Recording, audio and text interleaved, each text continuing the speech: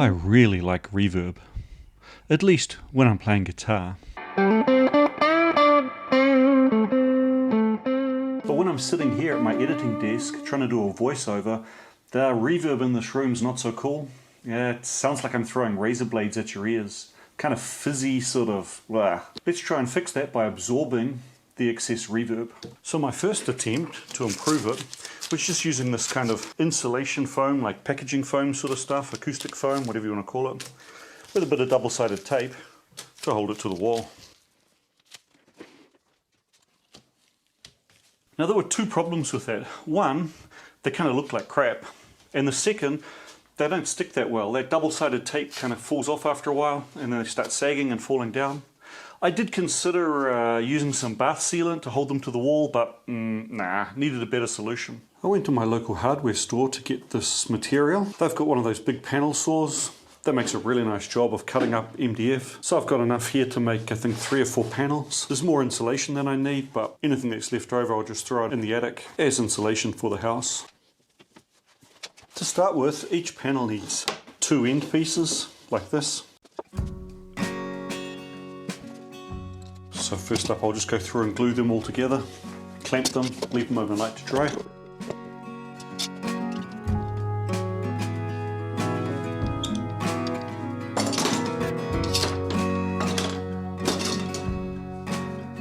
Now those are dried. The next task is to assemble it. Glue and screw. I need 2 of my end pieces, 1 spreader in the middle, and 2 long bits. I didn't really make these self-fixturing, so I just have to make do. So I'll use the vise.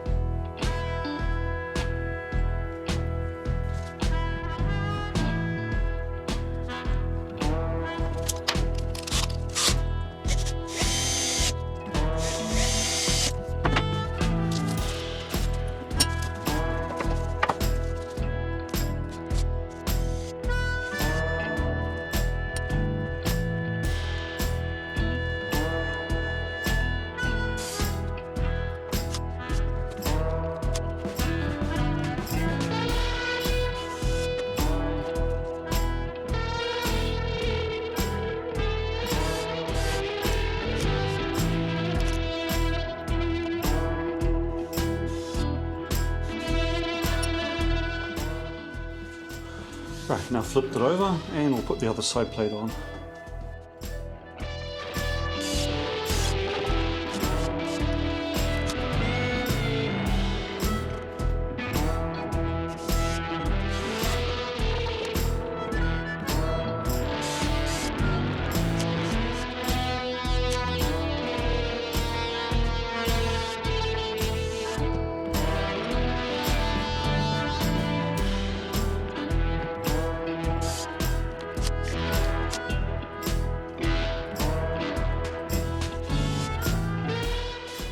And there we have it, the finished frame.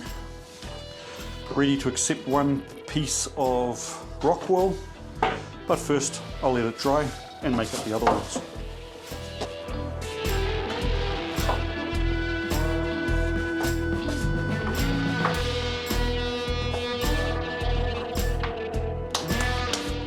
Now my office, where these are going to get mounted, is actually in the corner of my room. I'm not sure if this MDF has formaldehyde in it, so I'm going to seal the wood with shellac just to make it not stink.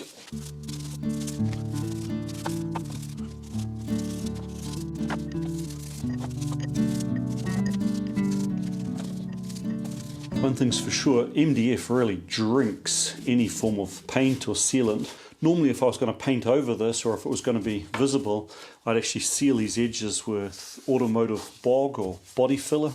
I found that's the easiest way of sealing the edges. It takes too many coats to get them completely sealed with any form of liquid paint or lacquer or anything like that. But still, to cut the stench, this should be enough. Now I designed my panels around this 6 centimeter thick rock wool insulation. From everything I've read, 8 centimeter thick rock wool would be better, especially to absorb the lower frequencies, but it's all a trade-off. And with the space I had available, I decided to go for the 6 centimeter thick. You know, I'm not making some recording studio for anything special. It's just trying to control the reverb in YouTube videos. So.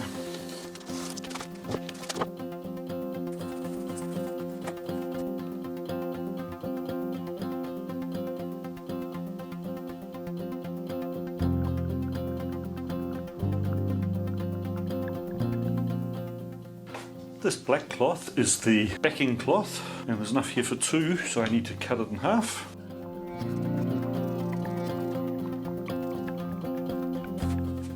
I've picked a pretty open weave cloth. You can pretty much see through it. I figured that'd let the noise in better. So I need about 85 centimeters per panel.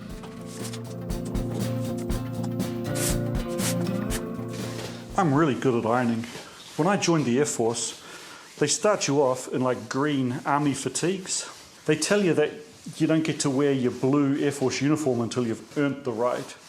Yeah, no, it's actually rubbish, of course. All it is they ordered those uniforms when you started recruit course, and it's going to take them a few weeks to get them made, and until then you get to use the hand-me-downs.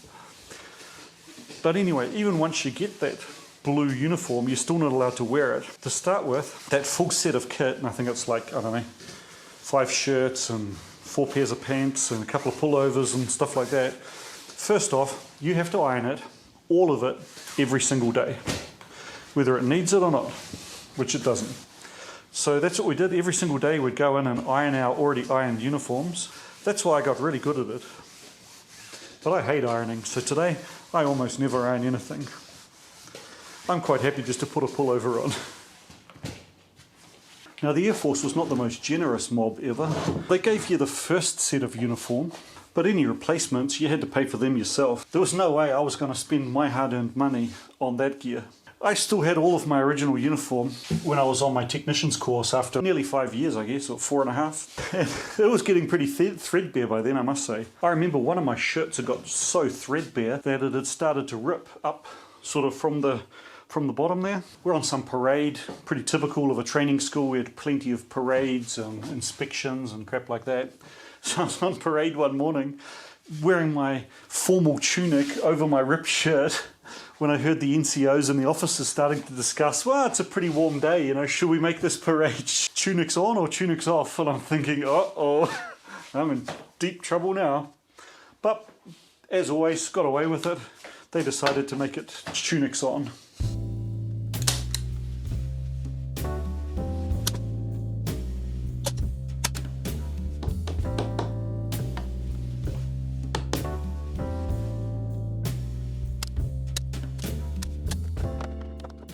Now, on some of these online how to make acoustic panels things, you'll see people cutting out these corners, but I don't really bother. I'll just make hospital corners.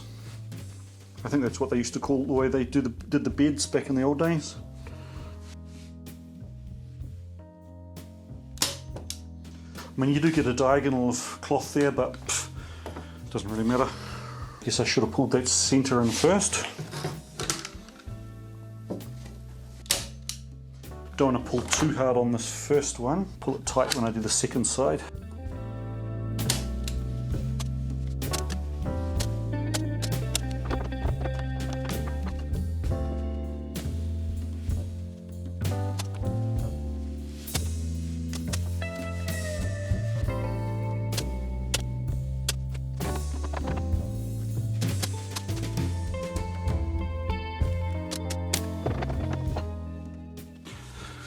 Just cover that up with a backing sheet.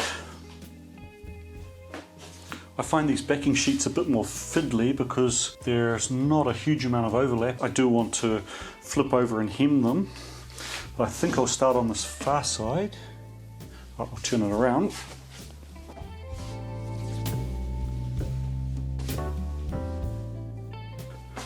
Here's an edge from production, so that's nice.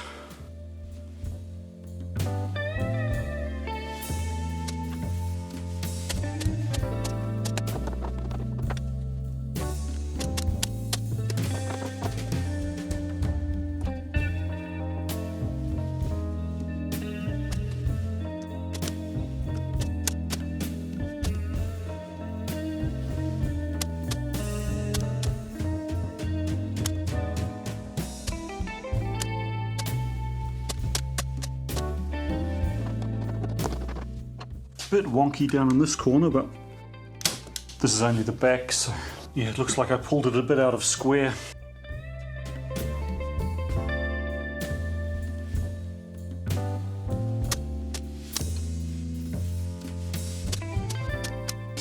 Here we go, one down, 3 to go. Right, now it's just rinse and repeat.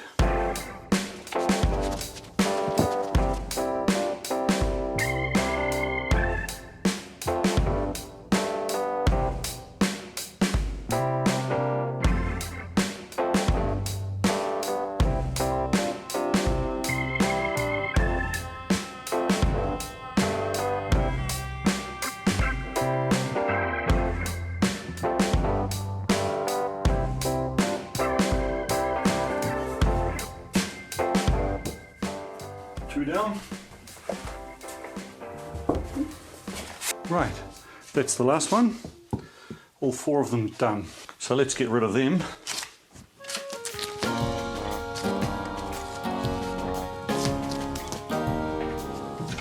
Now I am going to have to move the Matisse tapestry which my grandmother made for me.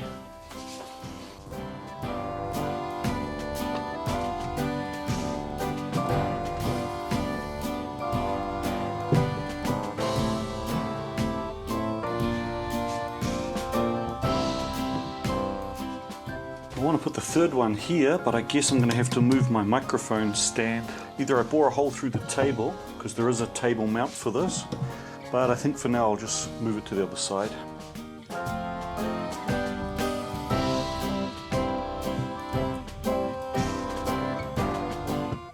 So what's the verdict? Well, it's more subtle than I would have expected. This is the bare room with no acoustic treatment, so this is the sound of my brain.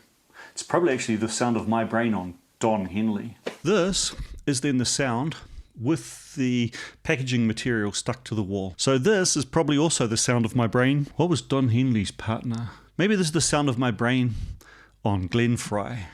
And now, with 3 panels installed, this is the sound of my brain on the Smashing Pumpkins, or Led Zeppelin, or Hendrix. I think this voiceover microphone picks up less reverb than the Lavillier microphone that I typically use, but what do you think? Was it worth it?